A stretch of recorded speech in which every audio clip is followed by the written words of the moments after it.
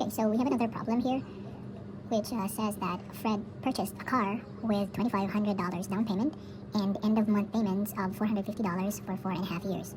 The interest rate charge was 6.5% compounded monthly. What was the purchase price of the car? So the keyword there is the purchase price. It's asking for the purchase price, which means that we are looking for the present value. Now let's lay down the given. The down payment was $2,500, and by the end of each month, the payment was $450. That's the PMT. $450 for how long? 4.5 years. 4.5 years. The interest charge was 6.5%. So that's 6.5% compounded monthly. Again, if it's compounded monthly, then that's going to be divided into 12 months. And to get rid of the percentage here, we just need to multiply 6.5 by 100, which will give us, not multiply, divide 6.5 divided by 100, 0.065. So 0.065 divided by 12,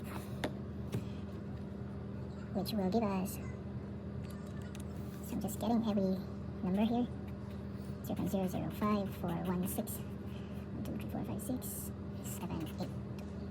Okay, 8 digits, so this is the I. Now, for us to compute this, we need to, again, make a timeline, just to visualize. So here, a down payment was made, which was $2,500.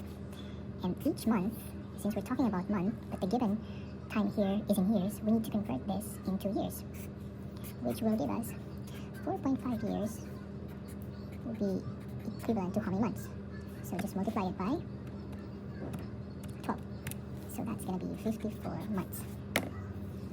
So we need to put 54 months here from month 1. I'm just labeling it as M1. So first payment was made, M2, second payment was made, and so on until M54, 450. And the interest for each month would be this one. Going back, we need to identify the present value of the annuity given this payment.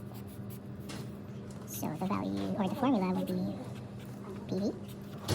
PMT, 1 minus 1 plus I raised to negative n divided by I. That's it. Now substituting, the PMT would be the 450. 1 minus 1 plus I would be this, 0.005416667 divided by 0.005416667. This one is raised to negative n, which is this one. Now let's calculate that.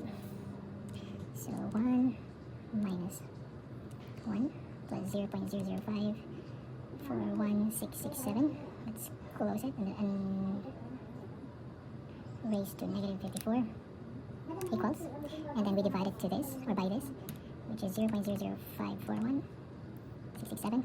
It will give us 46. It will give us 46.711, and then we multiply it by 40 times 40. That's going to be 21019.7361.